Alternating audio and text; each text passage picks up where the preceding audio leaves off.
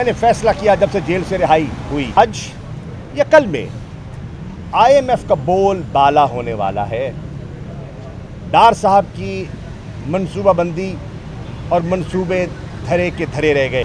आज 3 मुकदमात में मेरी पेशी थी एंटी टेररिस्ट कोर्ट में। मैं पेश हुआ और अपना मौक़िफ़ पेश करने के लिए कि मैं दहशतगर्द नहीं हूँ, अपनी सफाई देने के लिए बाहर न हो। तारीख पड़ गई 7 जुलाई की। 2-3 मौज़ूआत हैं जिन पर मैं आज बात करना चाहूँगा। इस वक्त दुबई की बैठक का बड़ा चर्चा है। दुबई की बैठक क्या है? मेरी नज़र में शख्सियात का इज्तिमा है और नज़रियात का जनाजा है।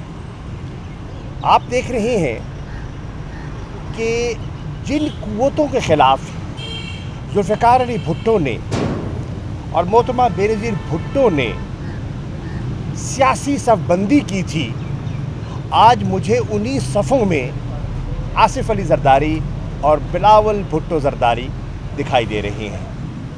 हैरानकुन बात यह है कि दुबई की बैठक में ऐसी शख्सियात मौजूद हैं जो वज़ारत उज़्मा की ख्वाहिशमंद हैं। अगर पीपल्स पार्टी का आप एग्ज़ामिन कीजिए तो आसिफ़ अली ज़रदारी ख्वाहिशमंद हैं, बिलावल ख्वाहिशमंद हैं। अगर मुस्लिम लीग नून पर नज़र दौड़ाएं तो नवाज़ शरीफ साहब वज़ारत उज़्मा की दौड़ में हैं, मरियम साहिबा वज़ारत उज़्मा की दौड़ में हैं। लेकिन सितम ज़रीफ़ी ये है कि पाकिस्तान की वज़ारत उज़्मा के जो उम्मीदवार हैं वो हिंदुस्तान के वज़ीर आज़म के बयान पर ख़ामोश हैं। हिंदुस्तान के वज़ीर आज़म क्या कहते हैं?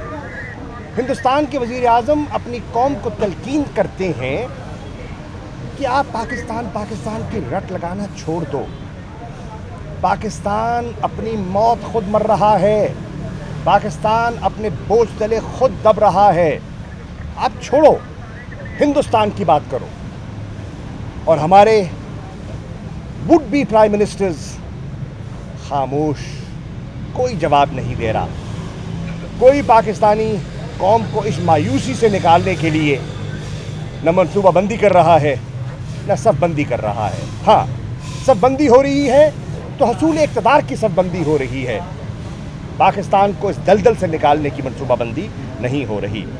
आज कमाल ये बात है कि यहाँ हिंदुस्तान का वज़ीर आज़म कह रहा है कि हमारा जो मकसद है वो हिंदुस्तान को दुनिया की तीसरी बड़ी मईशत बनाना है, अमेरिका और चीन के बाद।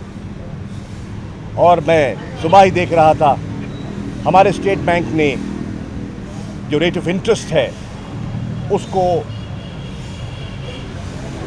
1% उसमें मज़ीद इजाफा कर दिया।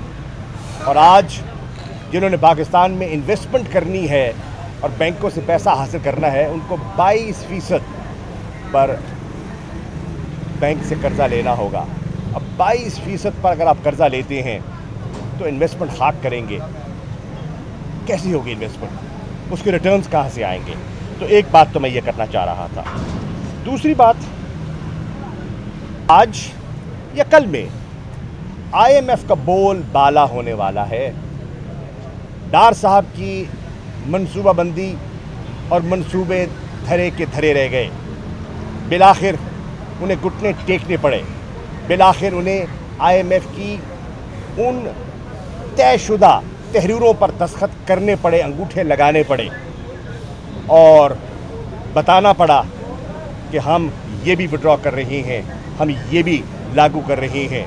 और पूरी कौम ने देखा कि जो बजट पास हुआ, जो पेश हुआ और जो पास हुआ, उसमें दिन और रात का फ़र्क था। जो फाइनेंस बिल पेश किया गया और जो रिवाइज़ किया गया वो आपके सामने है। प्रॉपर्टी पर टैक्स बढ़ा दिया गया, उसकी ट्रांसफ़र पर, रजिस्ट्रेशन पर। इनकम टैक्स स्लैब्स रिवाइज़ कर दिए गए। काश्तकार को 5% खाद पर फेडरल एक्साइज ड्यूटी के निफाज की नवीद सुनाई गई। मायूसी ही मायूसी। और लगता ये है آج کل میں وہ معاہدہ طے ہو جائے گا۔ پاکستان پیپلز پارٹی اور مسلم لیگ نون حصول اقتدار کے لیے آنے والے سب کے لیے دبئی میں بیٹھے ہیں، لیکن پاکستان کا شہری پوچھنا چاہتا ہے میرے مستقبل کے بارے میں کون سوچ رہا ہے، میری مہنگائی کے بارے میں کون سوچ رہا ہے، میری بے روزگاری کے بارے میں کون سوچ رہا ہے، میرے جو حالات ہیں، جو میرے معاشی حالات ہیں، کیا دبئی میں اس کی فکر ہے؟ لگتا تو نہیں ہے۔ انشاءاللہ تحریک انصاف کی کوشش ہوگی کہ ہم عوامی مسائل، اجتماعی مسائل پر ذکر کریں۔ شخصیات کا ذکر میں نے فیصلہ کیا جب سے جیل سے رہائی ہوئی کہ میں نے شخصیات پر نہیں، میں نے نظریات پر بات کرنی ہے، نیشنل ایشوز پر بات کرنی ہے جو پاکستان کا شہری سننا چاہتا ہے، وہ اپنے مستقبل کے بارے میں جاننا چاہتا ہے، وہ ماضی میں پھنسا نہیں رہنا چاہتا، وہ آج کے حال کو دیکھ کر اپنے مستقبل کو سنوارنا چاہتا ہے۔ اس کی نظریں ان بیچاروں پر ہیں جو کشتی میں ڈوب گئے روزگار کے حصول کے لیے۔ وہ دیکھ رہا ہے کہ اس کی معاشی تنگیوں میں اضافہ ہو رہا ہے اور وہ مسیح تلاش کر رہا ہے کہ کون آئے گا مجھے اس دلدل سے نکالنے۔ انشاءاللہ ہماری کوشش ہوگی کہ ہم ایک ایسا اکنامک پلان لے کر آئیں، کیونکہ یہ حکومت تو 1 سال میں بالکل منصوبہ بندی میں ناکام ہو چکی ہے، جس سے کہ صحیح معنوں میں اکنامک ریسٹرکچرنگ ہو سکے، اور وہ جو 1990 سے جو تنزلی کا جو ایک دور کا آغاز ہوا اس کے سامنے ایک بند باندھا جائے اور قوم کو اس بھنور سے نکالا جائے۔ شکریہ۔